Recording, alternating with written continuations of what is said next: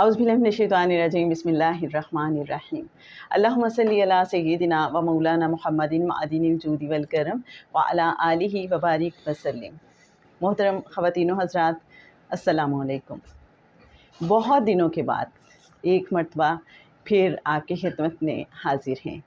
جیسے کہ آپ جانتے ہیں، جناب اعجاز احمد صاحب جنہوں نے کتاب محمد رسول اللہ صلی اللہ علیہ وآلہ وسلم لکھی اور اس پر انہیں صدارتی ایوارڈ بھی ملا، اور ان کے ساتھ ایک ہم نے سٹنگ بھی کی جس میں کچھ دل کی باتیں، کچھ اندر کی باتیں، کچھ ایسے تجربات اور مشاہدات آپ کے ساتھ شیئر کیے گئے تھے جو اعجاز احمد صاحب نے ایکسپیرینس کیے کتاب لکھتے ہوئے اور کتاب کے حوالے سے۔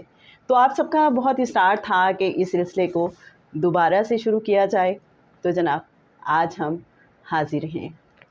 آپ کو یاد ہوگا کہ سیرت پوڈ کاسٹ ہم نے جہاں ختم کیا تھا وہاں آقا صلی اللہ علیہ وآلہ وسلم کی ولادت کا تذکرہ ہو رہا تھا، تو آئیے آج سے ہم اسی سلسلے کو آگے بڑھاتے ہیں اور آقا صلی اللہ علیہ وآلہ وسلم کی ولادت کے حوالے سے اعجاز احمد صاحب کے جو بھی خیالات ہیں یا جو بھی ان کے پاس علم ہے اس کو جاننے کی کوشش کرتے ہیں۔ اور ہمارے ساتھ ماشاءاللہ آج بہت سے ہمارے اور ساتھی بھی موجود ہیں، اور ہم چاہیں گے کہ ان کے ذہن میں بھی جو بھی سوال آئے وہ درمیان میں اعجاز صاحب سے کر سکتے ہیں۔ جی اعجاز احمد صاحب، سب سے پہلے تو ویلکم اور بہت شکریہ۔ ہم سب مبارکباد کے مستحق ہیں۔ اللہ کریم نے ہمیں یہ سعادت ایک بار پھر عطا کی کہ ہم رسول کائنات صلی اللہ علیہ وآلہ وسلم کے بارے میں گفتگو کریں، سمجھنے کی کوشش کریں اور سیکھنے کی کوشش کریں۔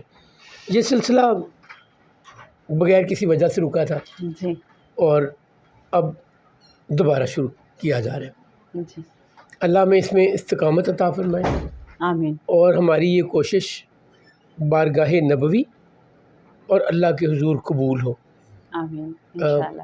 اس سارے سلسلے کا مقصد سوائے رسول اللہ صلی اللہ علیہ وآلہ وسلم کی زندگی اور آپ کے متعلق جاننا ہے، اس کے علاوہ کچھ نہیں۔ جس طرح آپ کو لوگ پوچھتے ہیں جی کہ یہ سلسلہ کیوں رک گیا، کیوں نہیں دوبارہ چل رہا، مجھے بھی دوست اور جاننے والے دیکھنے والے اصرار کرتے رہے کہ ہم اسے دوبارہ شروع کریں۔ جی تو آج وہ خوبصورت گھڑی ہے، وہ الحمدللہ۔ اللہ کی رحمتوں سے بھرپور گھڑی ہے کہ ہم یہ دوبارہ اس کا آغاز کر رہے ہیں۔ اور وہ گھڑی کتنی سہانی ہوگی کہ جب وجہ تخلیق کائنات کریم آقا صلی اللہ علیہ وآلہ وسلم اس ظاہری دنیا میں تشریف لائے، جن کے لیے کائنات بنی اور جو اول بھی ہیں اور جو آخر بھی ہیں۔ دیکھیں، ابھی آپ نے بڑا خوبصورت لفظ بولا، وجہ تخلیق کائنات۔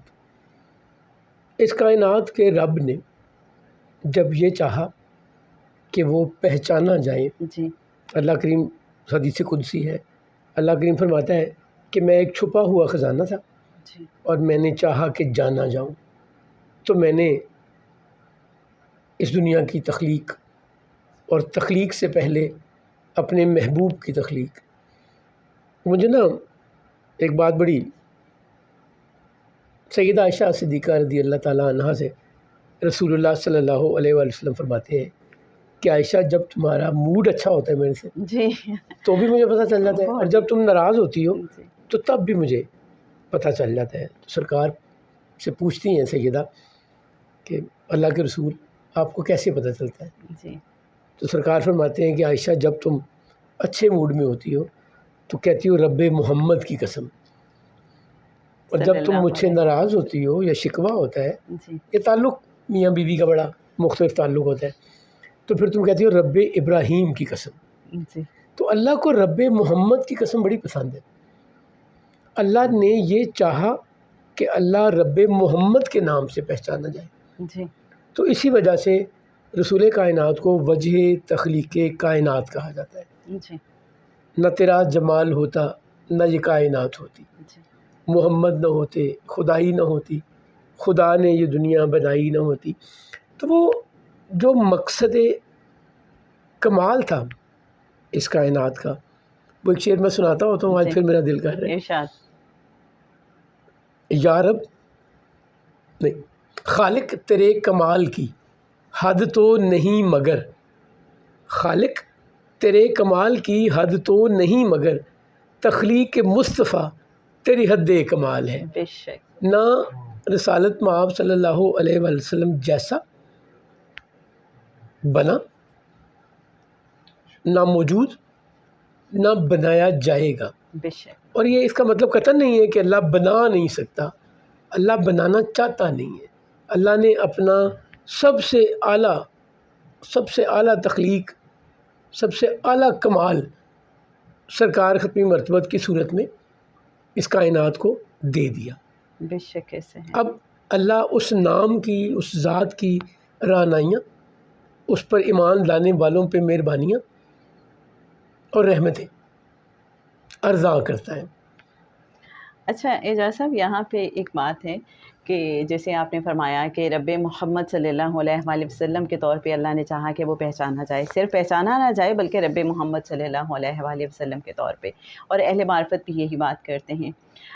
اب جو بات بہت سمجھنے کی ہے کہ ایک ایسی ہستی کی ضرورت تھی کہ جو اللہ سے بھی قریب ہو اور مخلوق کے ساتھ بھی کمیونیکیٹ کر سکے اور مخلوق کو اللہ کی بات پہنچا سکے، ایسے ہی ہے۔ بالکل ایسے ہی۔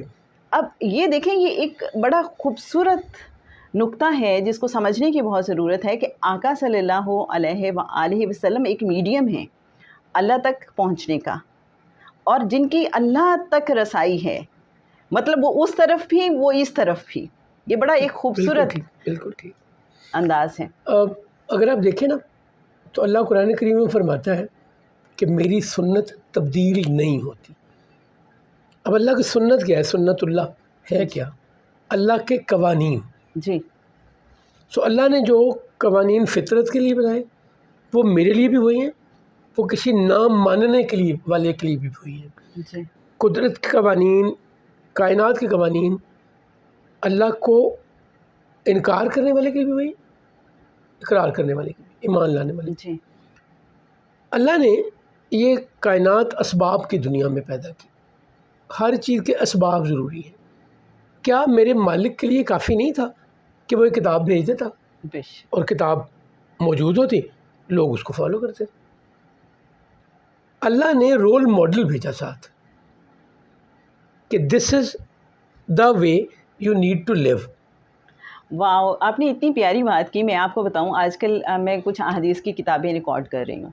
شروع میں مجھے سمجھ نہیں آتی تھی کہ آقا صلی اللہ علیہ وآلہ وسلم کی زندگی میں بہت سے ایسے ایونٹ ہیں کہ بندہ ایک دم سے چونک جاتا ہے کہ یہ کیا ہو رہا ہے۔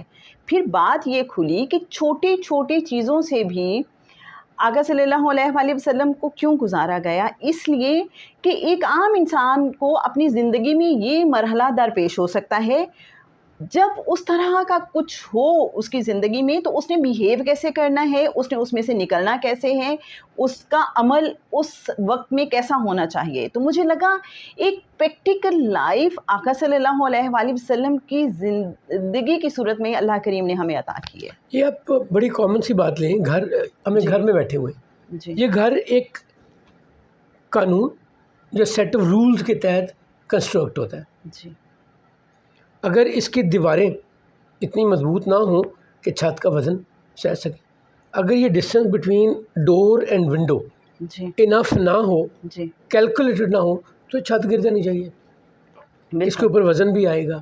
جی، تو جب ہم گھر بنانا چاہتے ہیں تو ہمیں آرکیٹیکٹ بتاتا ہے کہ اس کی فاؤنڈیشن ایسی ہونی چاہیے، اسٹرکچرل انجینئر بتاتا ہے اس کی فاؤنڈیشن ایسی ہونی چاہیے، ویٹ اتنا آنا چاہیے، اتنا اس میں کانکریٹ ہونا چاہیے، اتنی اسٹیل ہونا چاہیے، تو یہ قائم دائم رہے گا۔ اگر میں اس سے زیادہ کروں گا تو اوور ڈو ہوگا، وزن سے گر جائے گا۔ جی، اگر اس سے کم ہوگا تو تب کسی اور کے اوپر جانے سے اتنا مضبوط نہیں ہوگا جی، کہ ویٹ اٹھا سکے۔ اس کائنات کو اللہ نے اسباب کی دنیا بنا کے جی، انہی اسباب سے ہمیں سمجھایا بے کہ شک، کیا ہے۔ کیا اللہ کے لیے ممکن نہیں تھا کہ وہ ایک نبی کو بھیجتا جو کہ اپنے پرائم ایج میں ہوتے، لوگوں کو بتاتے اور چلے جاتے؟ اللہ نے اپنے نبی کو ایک بچے کی طرح پیدا کیا، جی، بچپن گزرا، لڑکپن، نوجوانی، جوانی، پھر وہ عمر جس میں آپ کو ذمہ داری، عقل، سمجھ، ایکسپوجر مل جاتا ہے۔ اولاد ہوئی، بچیوں کے بچوں کے وہی معاملات جو عام لوگوں کو پیش آتے ہیں، ان کا نکاح کرنا ہے، ان کا گھر بسانا ہے، ان کے لیے کھانا چاہیے، ان کے لیے کپڑے چاہیے، اسباب زندگی گزارنے کے اسباب۔ اللہ نے وہ سارے مراحل طے کروائے اس لیے کہ جب مجھے گائیڈنس کی ضرورت ہو اور میں دیکھوں، اور اگر وہاں پر ایک انسان نہ ہو، کوئی فرشتہ ہوتا تو میرے پاس بڑا سمپل ایکسکیوز تھا، بھائی وہ فرشتہ تھا، جی وہ کر سکتا تھا، میرے جیسے انسان ہوتا۔ وہ ایک شاعر نے بڑی خوبصورت شکوہ طرز پہ کتاب لکھی ہوئی ہے، نظم لکھی ہوئی ہے، جی